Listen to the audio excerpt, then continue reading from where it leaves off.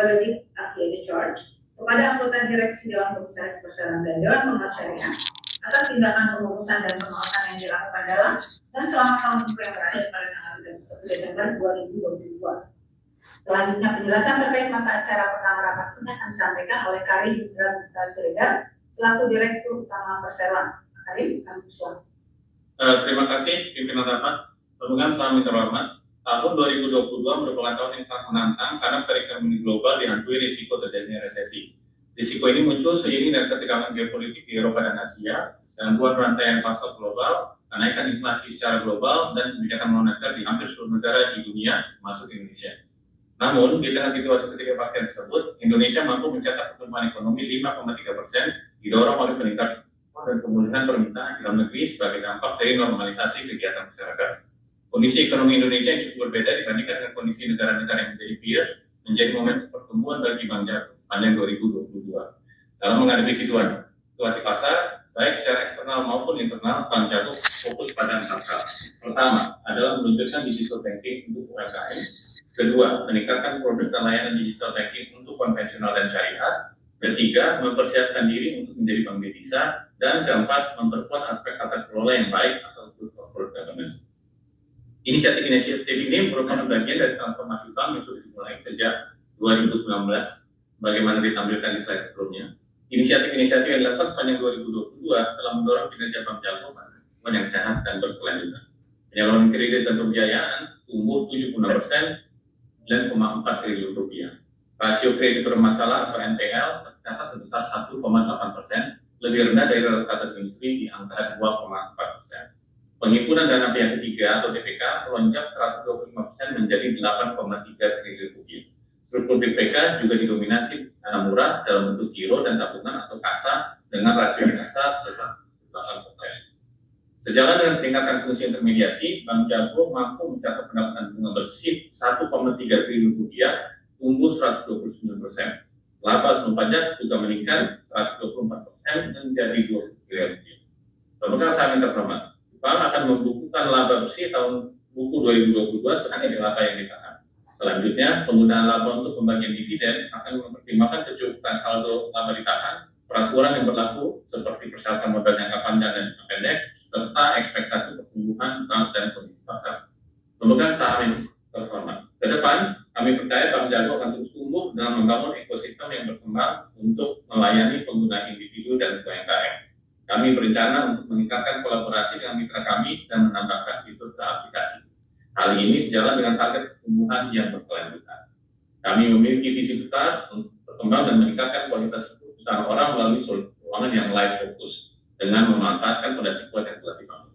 Demikian penjelasan yang dapat saya sampaikan. Selanjutnya saya serahkan kembali kepada pimpinan Bapak. Terima kasih Bapak Karim. Kami membuka kesempatan kepada para pemegang saham dan kuasa pemegang saham untuk mengajukan pertanyaan terhadap hal-hal yang baru saja disampaikan. Apabila ada pertanyaan, panitia rapat akan memberikan formulir pertanyaan diisi dengan pendapat atau pertanyaan bagi pemegang saham yang hadir secara fisik diberikan kepada panitia dan panitia akan menyampaikannya.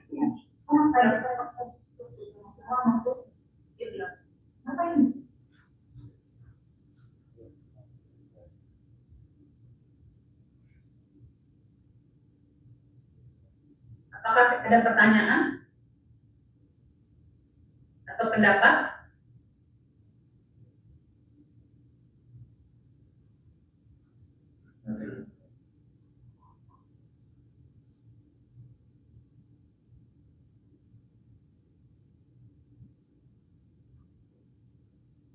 Ada yang mau bertanya?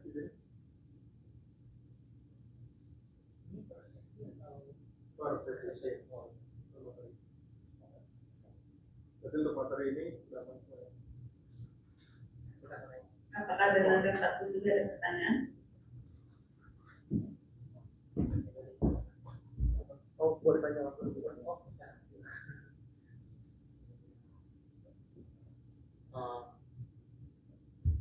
Tes. Selamat siang kepada Bapak Ibu semua. Saya mau nanya, perkenalkan nama saya Ronan. Keuntungan bersih dari laporan keuangan yang lalu kan tergerus ya dikarenakan jumlah beban yang besar. Bagaimana perusahaan melakukan tindakan untuk mengurangi beban tersebut atau intinya melakukan efisiensi beban? Terima kasih.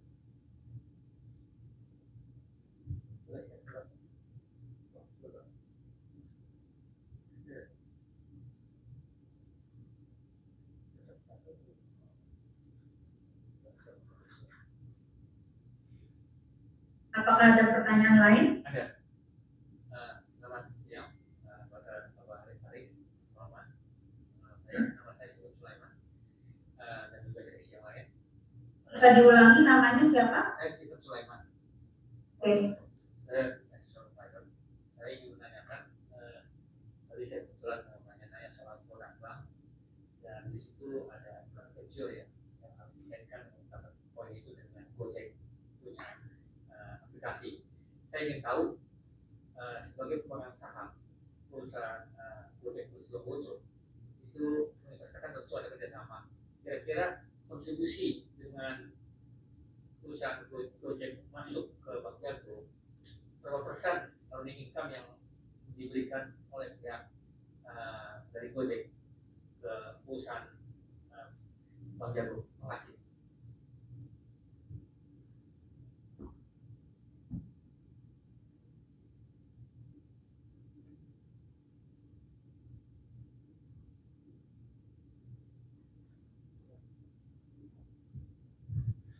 Halo, selamat siang.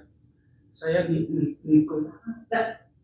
Iya. Niko? Iya. Saya mau tanyakan jumlah user di tahun 2022 berapa dan target di tahun 2023 berapa? Selama tahun 2022 kenaikan usernya ada berapa persen? Terima kasih.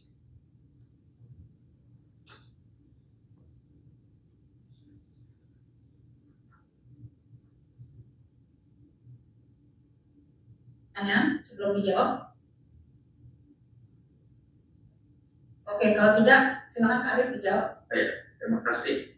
Mungkin saya mulai dari pertanyaan dari laba ya.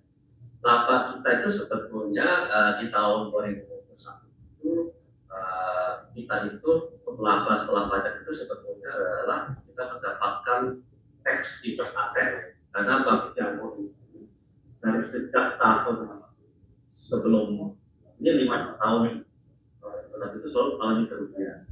Dan tahun 2021 itu tahun pertama di mana Bank Jago membutuhkan dan juga kredit pajak karena kerugian itu kita recovery bukan di tahun 2021. Jadi sebetulnya kalau kita mau lihat yang lebih adalah laba sebelum pajak karena 286 miliar yang di tahun 2021 itu ada sebetulnya dalam bentuk tax deferred asset ya, jadi bukan real untuk kenaikan laba. Kita dapat bahwa kita ada aset yang kita bisa pakai untuk dalam tahun depan ini di kalau ada pembayaran pajak kita bisa manfaatkan dari sini. Sebetulnya adalah karena prinsip akuntansi saja. Jadi kalau dilihat dari sini sebetulnya laba kita bisa sebelum berikutnya itu tahun 2019 miliar dan tahun 2020 meningkat menjadi 20 miliar atau 124%. Yaitu dari sisi laba tadi ya.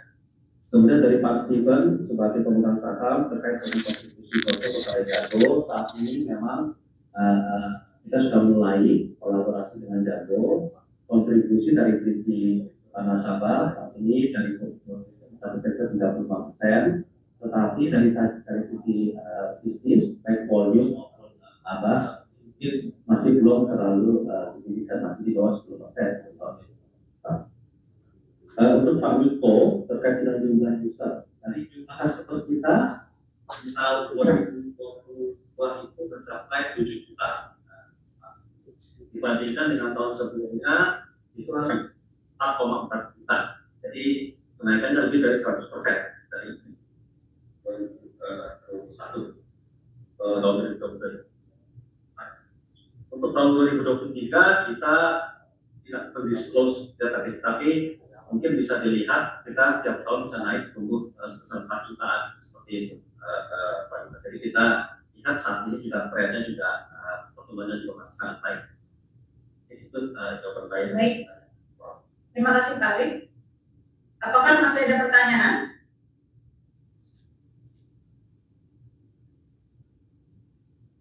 Baik, kalau tidak ada pertanyaan lagi,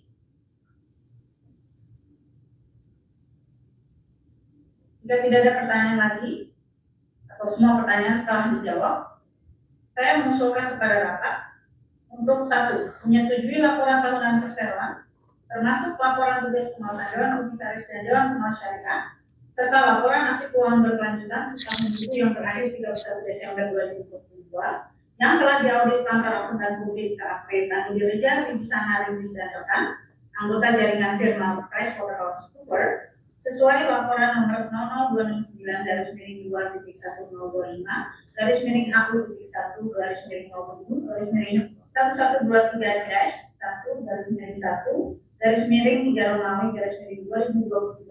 tanggal 15 Maret 2023 dengan pendapat wajar dalam semua hal yang material. Kedua, atas telah disetujui laporan tahunan perseroan termasuk laporan pengurusan Dewan Komisaris dan Dewan Pengawasan Syariah untuk tahun buku yang berakhir pada tanggal 31 Desember 2022, maka rapat memberikan pelunasan dan pembebasan tanggung jawab sepenuhnya boleh di charge kepada Direksi Dewan Komisaris dan Dewan Pengawas Syariah atas tindakan pengurusan dan pengawasan yang telah dijalankan selama tahun buku yang berakhir pada tanggal 31 Desember 2022, sejauh tindakan tersebut bukan merupakan tindak pidana dan tindakan tersebut telah tercermin dalam laporan tahunan. Para pemegang saham dan kuasa pemegang saham, sebagaimana usulan yang telah kami sampaikan tadi, apabila ada yang tidak setuju atau memberikan suara abstain, saya persilakan mengangkat tangan untuk menyerahkan kartu suaranya. Dan bagi pemegang saham dan kuasa pemegang saham yang hadir secara elektronik namun belum menetapkan pilihan suaranya, kami persilakan menyampaikan pilihan suaranya selama masa pemungutan suara dibuka melalui layar e-meeting hall Easy Safe. Bapak Notaris, mohon dibantu proses pengangkatan suara. Baik.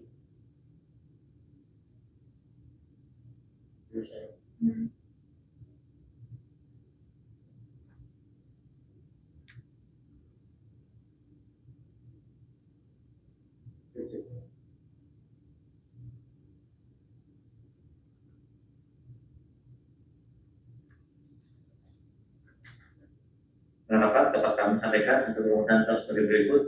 Tidak ada pemegang saham yang menyatakan abstain. Pemegang saham yang menyatakan abstain yaitu 14.174.056 saham. Kemudian pemegang saham yang menyatakan tidak setuju adalah sebesar 504.700 saham. Suara setuju adalah sebesar 12.081.497.956 saham atau 99,99%. Dengan demikian dapat disimpulkan dapat menyetujui untuk usulan agenda pertama. Terima kasih. Dapat disimpulkan sesuai dengan laporan notaris, maka rapat sesuai dengan laporan notaris, maka rapat dapat menyetujui usulan mata acara pertama yang telah saya sebutkan tadi. Lalu dengan kami hormati, selanjutnya kita akan masuk mata acara kedua.